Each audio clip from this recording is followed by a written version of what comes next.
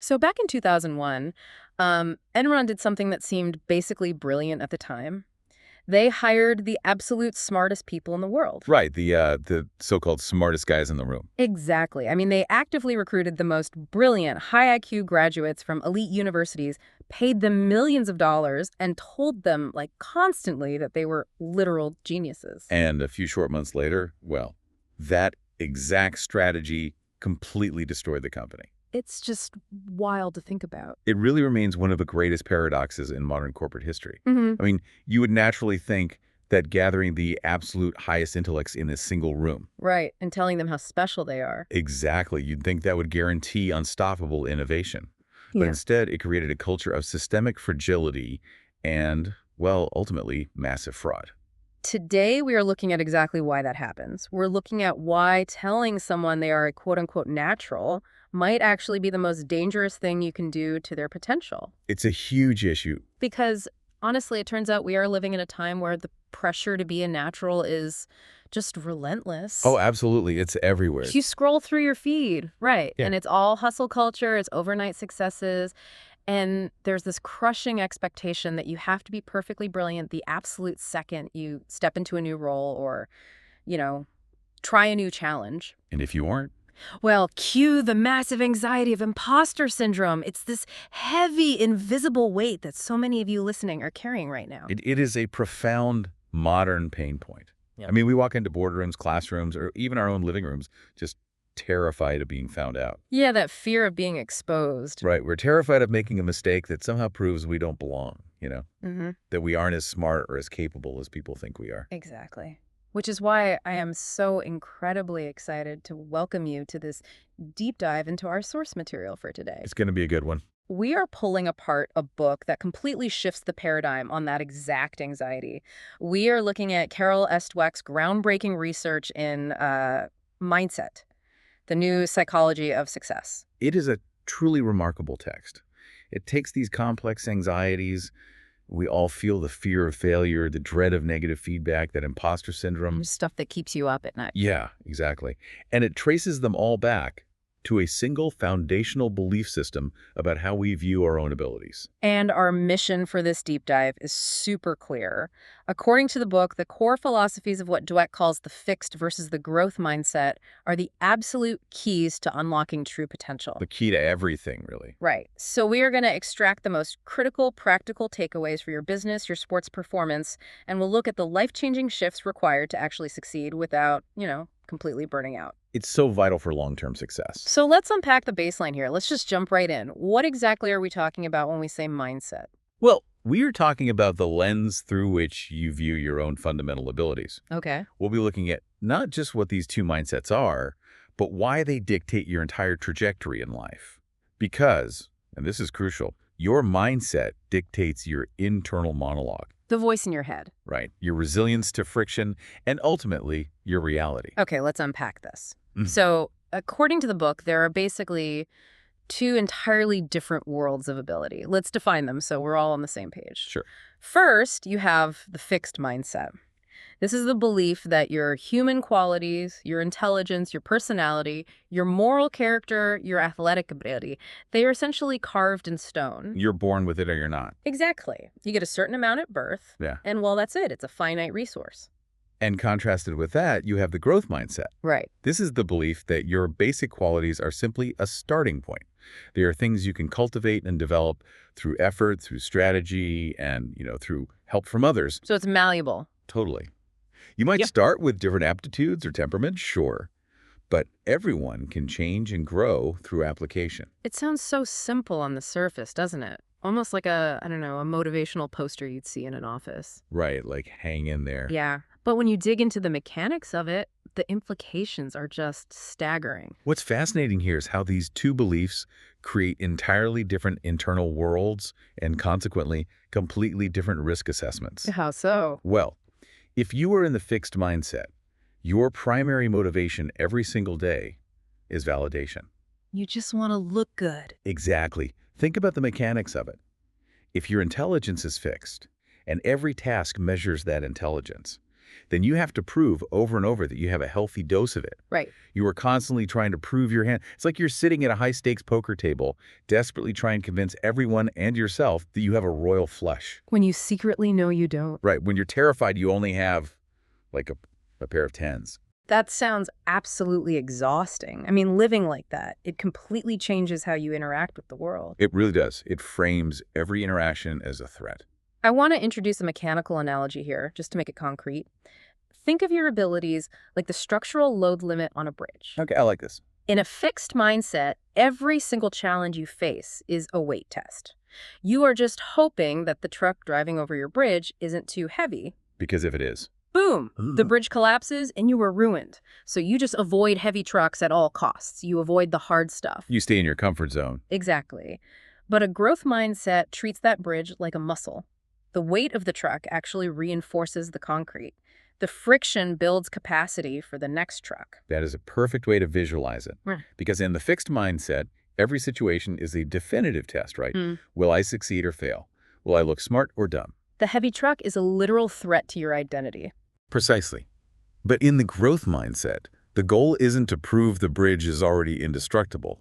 The goal is to find the weak points so you can, reinforce them. And that brings us to Dweck's early research, which I think really illuminates how early this behavior starts in us. Oh, the puzzle study. Yes.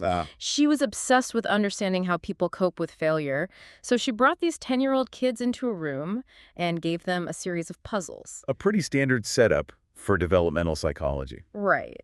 And the first ones were relatively easy, but then the researchers introduced puzzles that were significantly above the kids' grade level. They got really, really hard. The engineered failure, essentially. Exactly. And some of these kids, confronted with a near impossible puzzle, literally smacked their lips, rubbed their hands together, and said things like, "I love a challenge." Or I was hoping this would be informative. Yeah, which is just crazy. It completely upended her understanding of how human beings process failure. It was a watershed moment in the research, for sure. Yeah. Because when I read that, my immediate thought was, well, what is wrong with these kids? Are they just aliens who love to fail? Right, because that's not a normal reaction. I don't know anyone who naturally loves falling flat on their face in front of an adult with a clipboard. And that is the critical distinction. It goes right back to your bridge analogy. They didn't think they were failing at all. They didn't view the hard puzzle as a weight test designed to break them.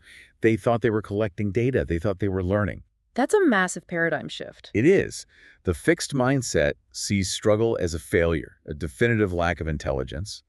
The growth mindset sees struggle as the brain literally getting smarter. So it's not I'm dumb, it's I'm growing. Exactly. And we actually have the neurological data to prove this isn't just like a psychological trick. It's physical. Yes. The Columbia University Brainwave Lab study. What's absolutely fascinating about this study is that you can literally see the fixed mindset shut down in real time. It's incredible to see the scans. They hooked participants up to an EEG to measure their brainwaves. Then they asked them a ridiculously hard trivia question. So naturally, people got it wrong. Right. But here's where it gets crazy. For the people with a fixed mindset, the moment they were told they got the answer wrong, the learning centers of their brains went completely dark. Just shut off. The EEG basically flatlined in those regions, but for the growth mindset brains, how did they react? The growth mindset brains lit up like a Christmas tree. Wow. See, when the fixed mindset people found out they were wrong, they disengaged because the validation portion of the test was over. They had failed. So they just wanted to stop thinking about it to protect their ego. Exactly. They didn't even pay attention when the researchers told them the actual correct answer. Because the test was over for them. Right. But the growth mindset people showed intense brain activity when they were presented with the information that could help them learn. Even if they got it wrong initially. Even then, they were highly attentive to the explanation of the right answer. For them, expanding their knowledge was the priority, not just validating their current state. So the fixed mindset brain literally builds a wall against new information if that information comes with a bruised ego. That's a great way to put it. That totally makes sense when you look at how our society treats success. We have this deep, almost religious cultural reverence for the natural. We really do worship effortless talent. According to the book, Malcolm Gladwell made this brilliant observation that we value effortless accomplishment way more than achievement through effort. We love the myth of the superhero who is just, born great. It's a pervasive cultural narrative. We want to believe in magic. Think about Thomas Edison. When we are taught about Edison in school, we always picture him alone in a dark lab, having this sudden, brilliant light bulb moment. Boom, genius strikes. That's a great romantic story. It is, but it completely ignores the reality. It ignores his massive team of chemists and engineers, the years of grueling, dirty effort, the thousands of failed filaments and prototypes. Right, the thousands of ways not to make a light bulb. Exactly. We want the magic. We don't want the sweat. And that societal desire for magic is profoundly dangerous to the individual. Because if society demands magic, then having to sweat means you aren't magical. Oh, wow. That's heavy. The fixed mindset, by demanding instant perfection, robs people of the luxury of becoming. Becoming. I like that. You aren't allowed to develop into a great writer or a great scientist or a great leader. You have to already be a genius from day one. Which is impossible. Exactly.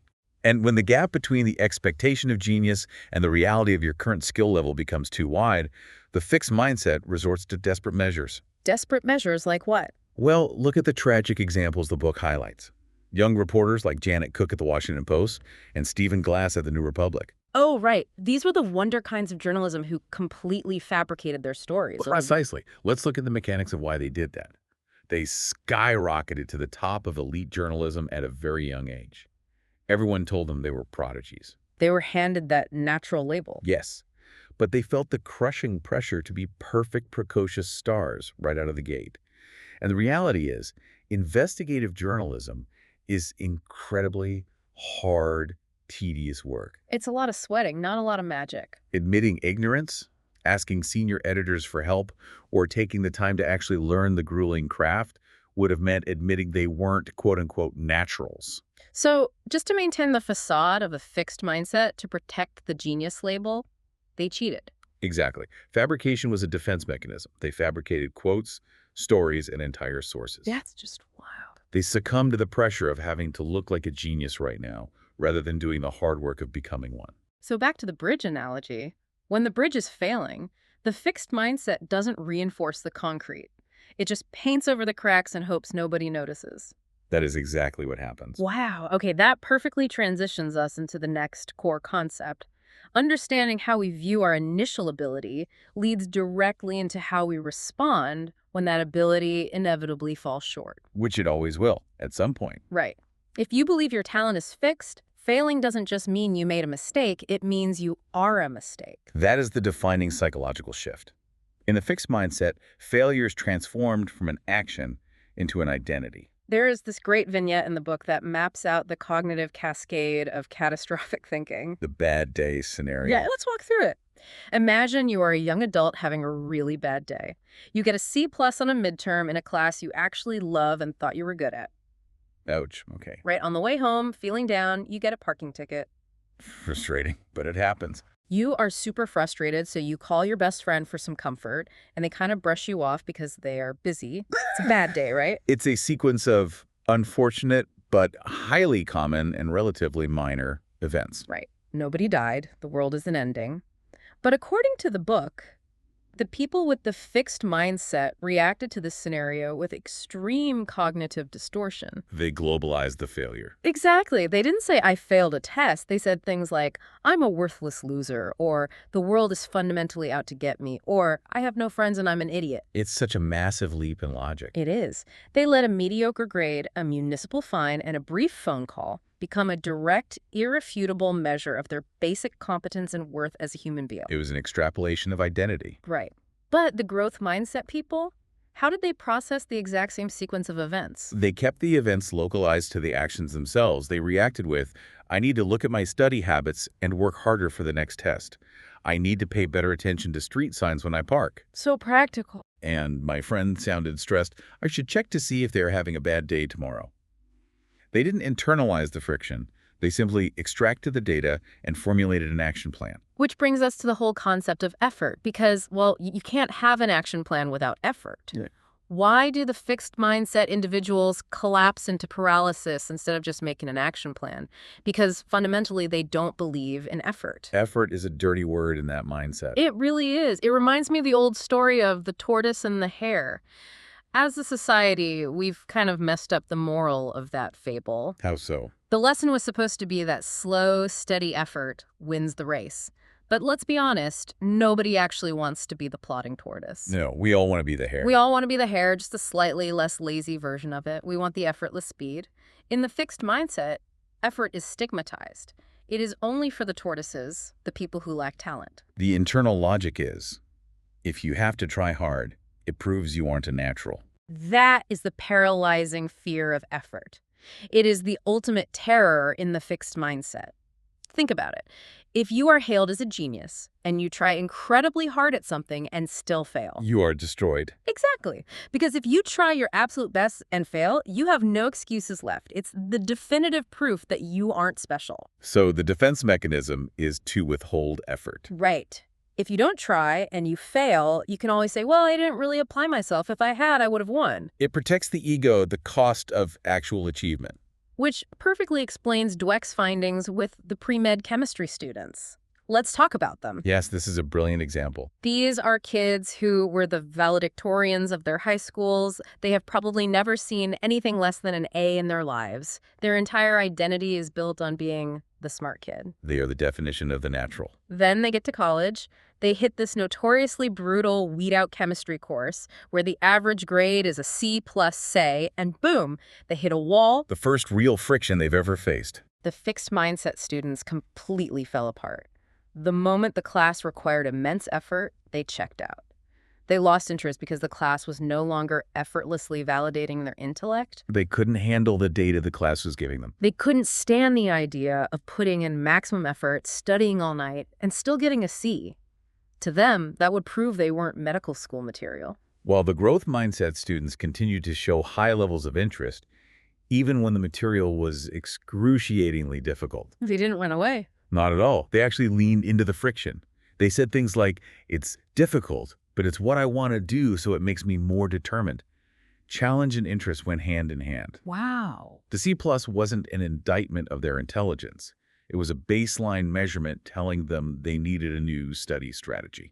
And this connects deeply to how mindsets interact with societal labels and what psychologists call stereotype threat. Oh, absolutely. This is a crucial application of the theory. Okay, let's unpack this stereotype threat, because this is huge for anyone listening who has ever felt boxed in by a societal label, whether it's based on gender, race, age, or background. How does the fixed mindset weaponize these labels? Well, in a fixed mindset, any label is incredibly dangerous because you view traits as permanent. Okay, walk me through the mechanics of that. Let's say society gives you a positive label. Say you are part of a demographic stereotyped as being naturally gifted at mathematics. Sounds like a good thing, right? You think so? But you become terrified to lose that status. You begin to avoid complex, advanced math challenges because struggling would ruin the label. You become a prisoner to the positive stereotype. So even a positive stereotype limits your growth. Exactly. On the flip side, if you're hit with a negative label, a stereotype that your group is not good at spatial reasoning or leadership, for example, you become terrified that the stereotype is an objective truth. It becomes a self-fulfilling prophecy. The fixed mindset gives those negative labels the power to permanently define your ceiling. When you encounter difficulty, the fixed mindset whispers, "See?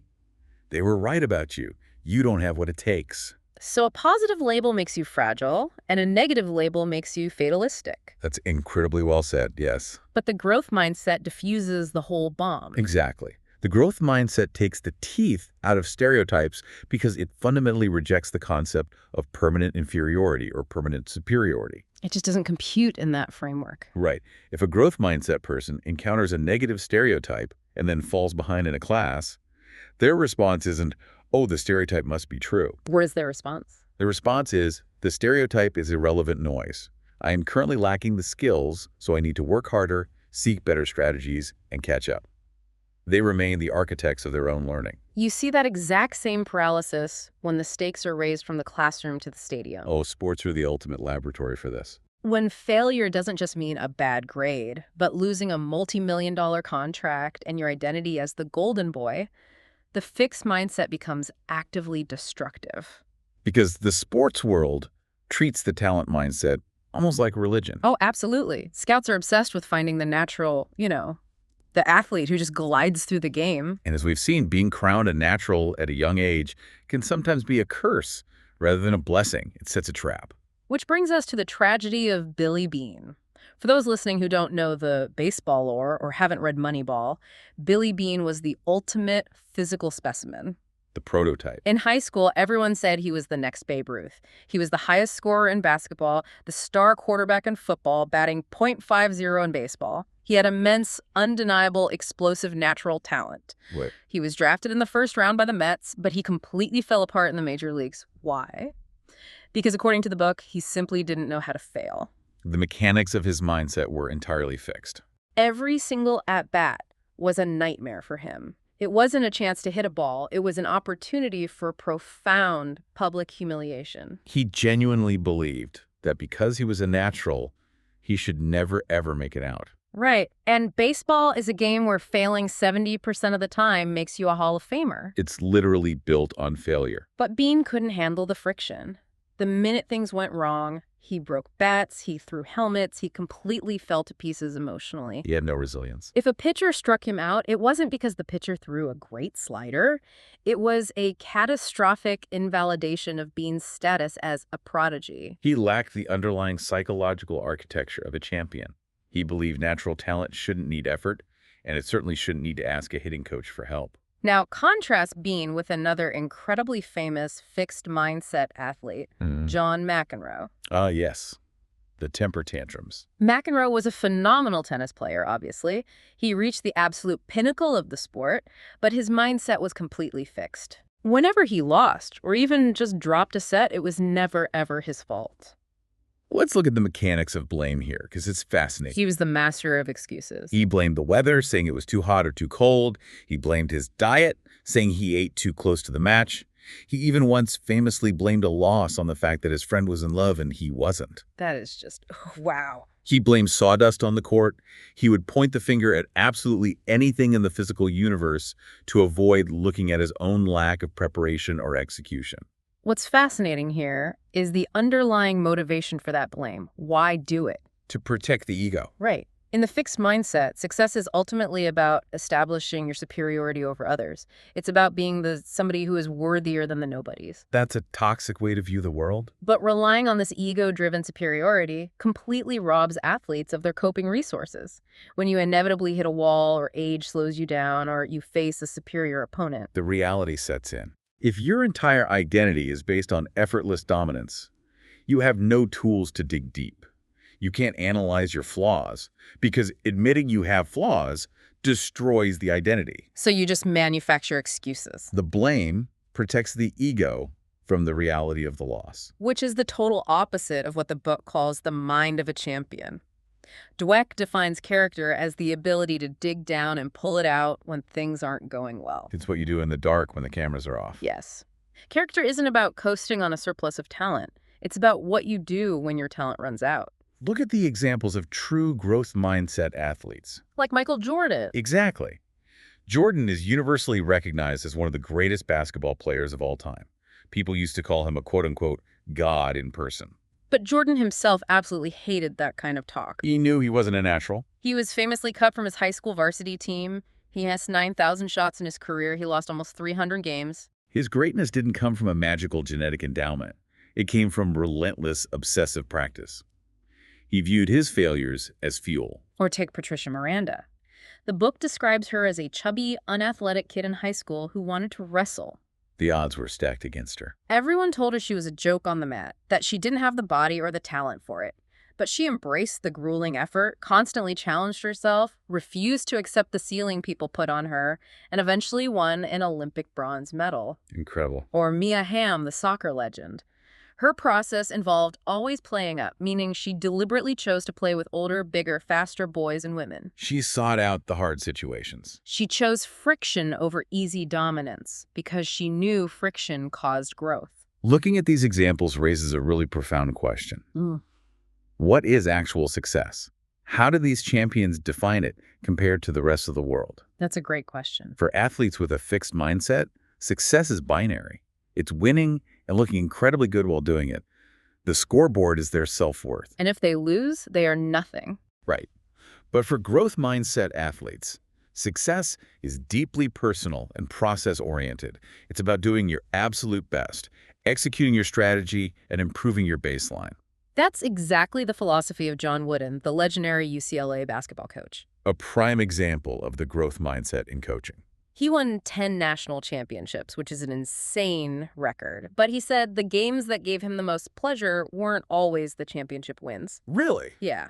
They were the games where his team prepared fully and played near their absolute highest level of ability, regardless of whether the final score resulted in a win or a loss. He redefined success from an external metric to an internal standard of effort. Exactly. For Coach Wooden and for players like Jordan, success is found in the process. And the beautiful thing about the process is that it is something you can actually control. Right. Unlike the weather or the referee. Exactly. You can't control the genetic gifts of your opponent, but you can control your preparation. A growth mindset athlete takes total charge of the process of success. Think about Tiger Woods in his prime. Oh yes, he was constantly revamping his golf swing right after winning major tournaments.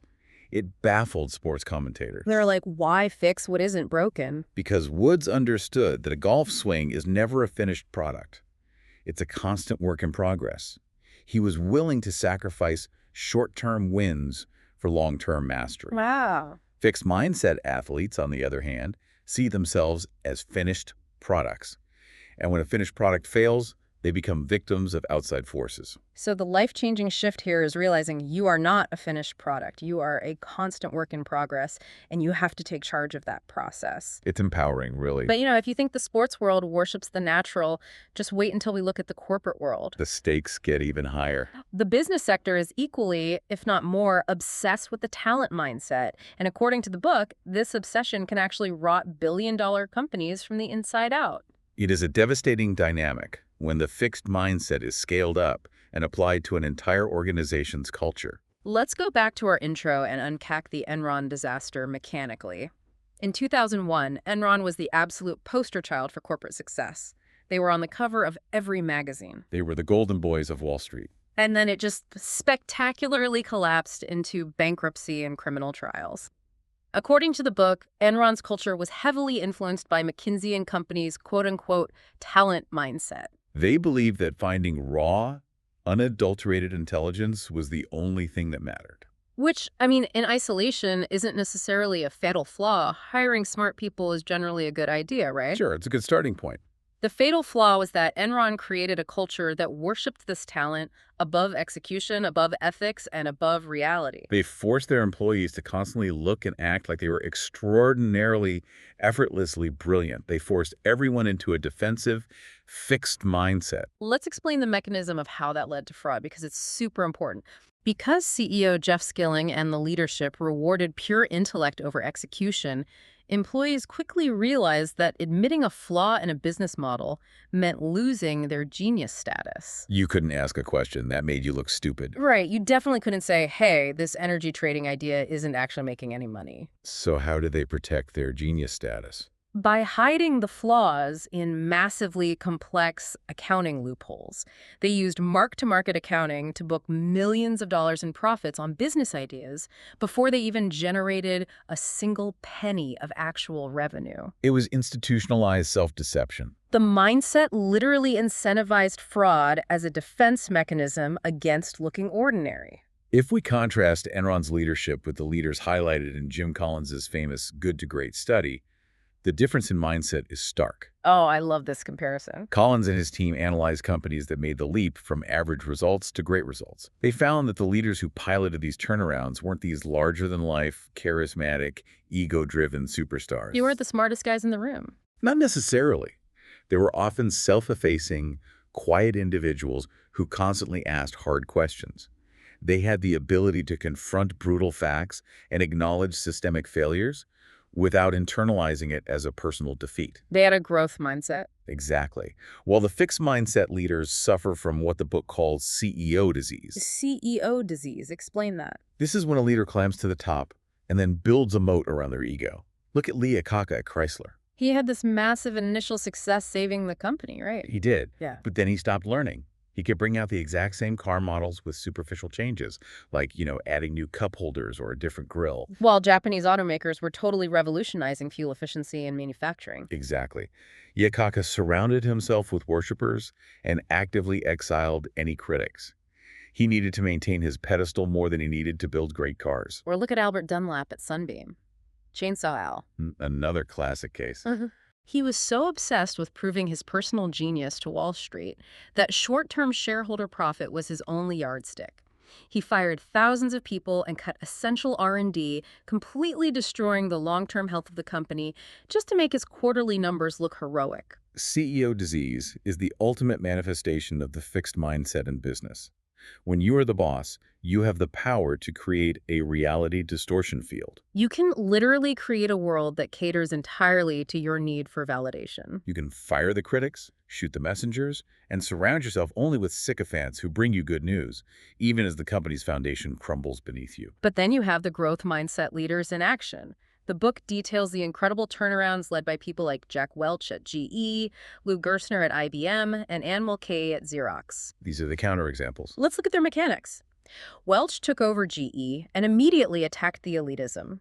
He stopped the culture of kissing up to the boss and started rewarding teamwork and community volunteerism. He broke down the hierarchy. Gerstner took over IBM when it had this awful, smug royalty culture where executives were fighting over turf and resources while totally ignoring the customer. Gerstner literally dismantled the management committee to force real collaboration. And Anne Mulcahy. When she took over Xerox, it was on the brink of bankruptcy. Instead of hiding in the boardroom trying to look like a visionary to Wall Street, she spent her weekends walking the floors, talking to sales reps, and literally learning the business from the ground up to save it. See, these leaders didn't try to prove they were inherently better than everyone else in the room. They viewed the company's problems as puzzles to be solved, not as threats to their personal authority. But wait, I have to stop you and push back here for a second because I think a lot of people listening might be thinking this. Go for it. Let's look at the actual Fortune 500 landscape. It is fiercely cutthroat. Doesn't the market inherently select for massive, almost unshakable egos? It certainly seems that way. Don't you actually need that fixed mindset narcissism, that absolute belief in your own supremacy, to even survive the climb to CEO? It seems like ambition and ego are inseparable at that level. It is a very common observation, but I think it conflates two different psychological drives. Yeah. Growth mindset leaders have deep passion, and they are incredibly ambitious. They want to win just as badly. Okay, so what's the difference? Here is the critical difference in the mechanics of their leadership. Growth leaders use the company as an engine for growth, for themselves, for their employees, and for the organization as a whole. They are building a machine. Okay. Fixed mindset leaders use the company as a mirror to reflect and validate their own personal greatness. Ah, engine versus mirror. The ambition of a growth leader is directed outward toward the work.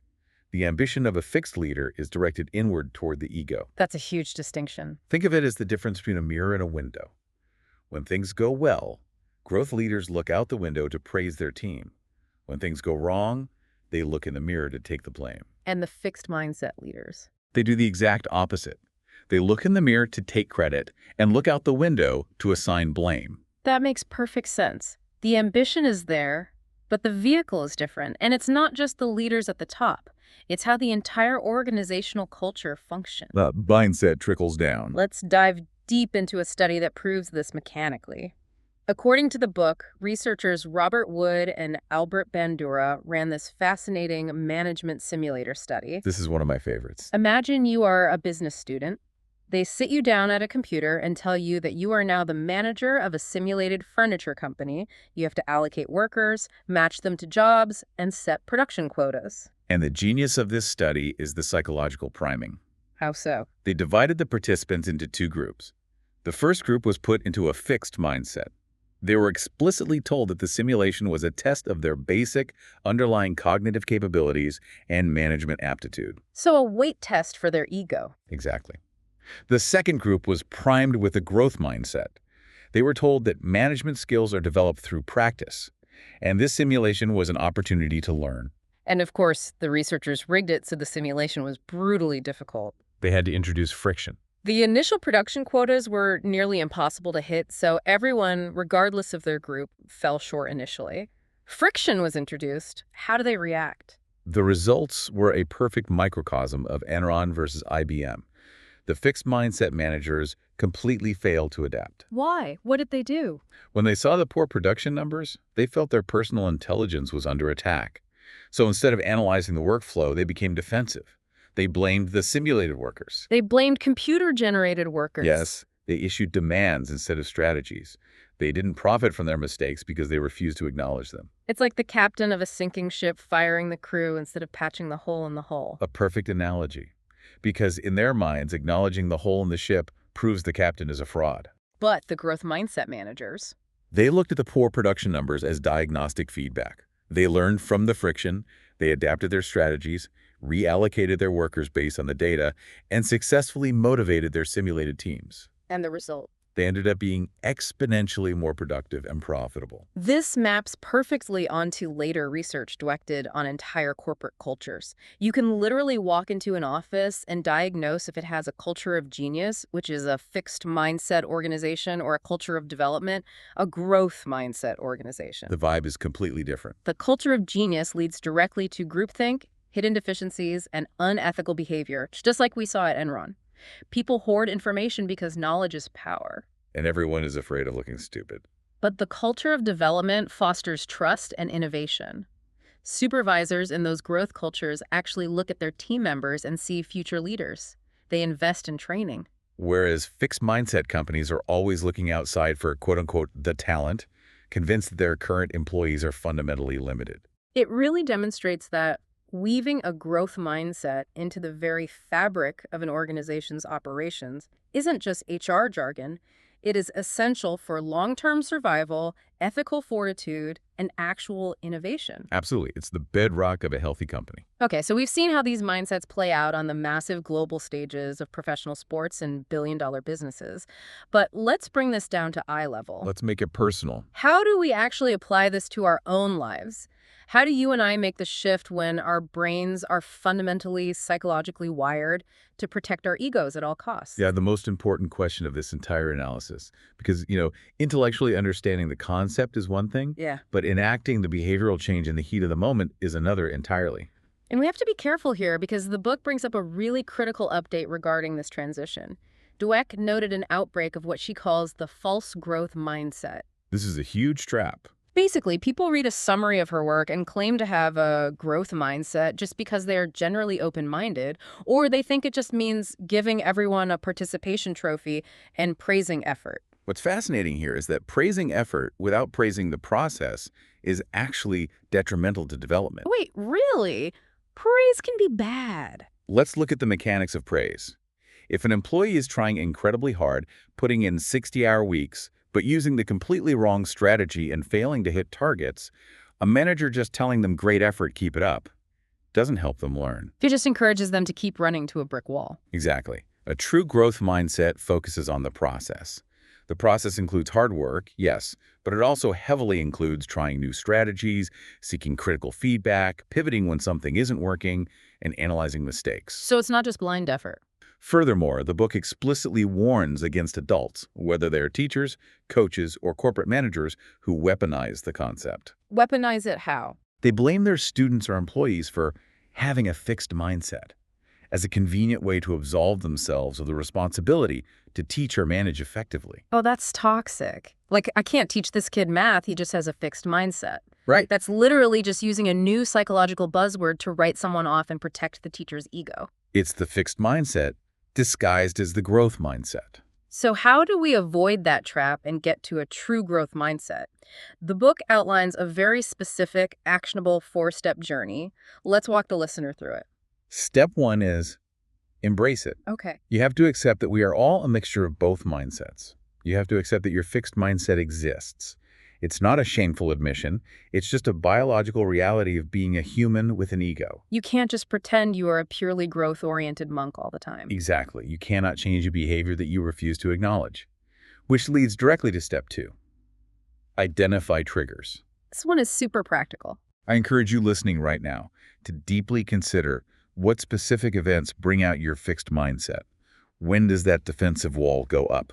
Right. Is it a looming high-pressure deadline where you feel out of your depth? Is it seeing a peer or a rival outperform you in your chosen field? Is it receiving a piece of highly critical feedback from a boss? You need to map out exactly when that defensive, ego-protecting voice takes over the steering wheel. Once you know your triggers, you move to step 3, which is such a brilliant psychological hack. I love this one. You name the persona. Yes, you literally give your fixed mindset persona a name. The book mentions a high-level financial executive who realized his fixed mindset made him incredibly overbearing. So he named his persona Dwayne. Classic Dwayne. Right. When things got stressful and targets were missed, Dwayne would show up and become super critical, bossy, and refuse to listen to anyone else's ideas. And there was a colleague in the office too, right? Yeah, a female colleague in the same office named her fixed mindset persona Iani, who was this macho, intimidating guy who made her feel cowering and incompetent. So when the executive's Dwayne showed up to a meeting, it automatically triggered her Iani. It's a perfect storm of fixed mindsets clashing. I love the idea of sitting in a stressful meeting, feeling that anxiety rise, and just saying internally, oh, Dwayne is trying to take the wheel right now. What a great way to separate your core identity from those destructive thoughts. It's highly effective because it provides necessary psychological distance. You are not your fixed mindset. It is simply a persona that gets triggered by environmental stress. And creating that distance allows you to move to the final and most crucial life-changing shift. Step 4, educate the persona. Educate it. Notice the verb there. You don't fight it, you don't repress it, and you don't shame it. You realize that this fixed mindset persona was originally born to protect you. It evolved to keep you safe from the social pain of failure and rejection. It's just doing its job, even if it's doing it really, really badly for your current goals. Precisely. So you talk to it. You bring it along on the journey. Imagine you are about to take on a massive new project at work that you aren't fully qualified for. The imposter syndrome starts creeping in. Your inner Dwayne starts screaming that you're going to fail, that everyone will find out you're a fraud, and that you should just stick to what you know. So what do? You acknowledge it. You have an internal dialogue. You say, look, Dwayne, I know you're trying to protect me from looking bad. I hear you. But we are going to try this new strategy anyway. We're going to learn from this, even if it's messy at first. You systematically teach that defensive part of your brain that taking on friction and challenge is actually safe. It takes practice, but it literally rewires your response to stress. I just marvel at the overarching theme of this entire deep dive. Whether we are talking about 10-year-olds doing puzzles in a lab, Michael Jordan shooting hoops in an empty gym, or the CEO of IBM dismantling a toxic corporate culture, the core shift is the exact same. It really is universal. It's the transition from a judge and be judged framework, where every action is a weight test on your ego, to a learn and help learn framework, where every action is just data collection. Letting go of the ego. It's letting go of the exhausting, heavy burden of having to prove you are inherently special and embracing the much more rewarding, sustainable journey of simply getting better. If we pull back and connect this all to the grander scheme of our lives, it fundamentally alters your relationship with the world around you. How so? You stop viewing other people's successes as threats to your own superiority, and you start viewing them as collaborators, or at least as case studies in your own growth. So as we wrap up, we want to leave you with a final thought. We spent this entire deep dive looking at how individual mindsets operate, but I want you to consider the systems we interact with every single day. The macro level. Look at the algorithms dictating your social media feed. They explicitly reward the presentation of a flawless finished product life and hide the messy process. They absolutely do. Look at the standardized testing dominating our educational systems, which boils a student's entire intellectual capability down to a single static number. Are the systems we use every day actually hardwired to force us into a fixed mindset? It's a scary thought. And if we are constantly surrounded by an architecture of fixed evaluation, how do you begin to dismantle a culture of genius when it seems to be written into the very code of our modern society? It is a profound challenge. Yeah. Think about the biggest obstacle you're facing right now within those systems. The thing that is causing you that imposter syndrome we talked about at the very beginning. What should they do? What if, instead of viewing that obstacle as a definitive test of your permanent worth, you simply added the word yet to the end of the sentence? Oh, I love that. I don't know how to solve this yet. I am not good at this yet. I challenge you to figure out the name of your fixed mindset persona today. When that voice tells you to give up, call it by its name, thank it for trying to protect you, and add the word yet. that is incredibly powerful. Well, that wraps up this professional deep dive into the source material. As always, we have a quick call to action for you. Please do this. It helps us out a lot. Subscribe to the channel so you never miss an analysis, and drop a comment down below with the name you chose for your fixed mindset persona. I want to see all the Dwaynes, the Ianis, and whatever else you come up with down in the comments. Should be a fun read. And, highly importantly, go buy Carol Dweck's book, Mindset, The New Psychology of Success. We covered a massive amount of ground today, but you really need to experience these transformative insights and the full depth of the research firsthand. It's a must read. Thanks for learning with us, and we will see you next time.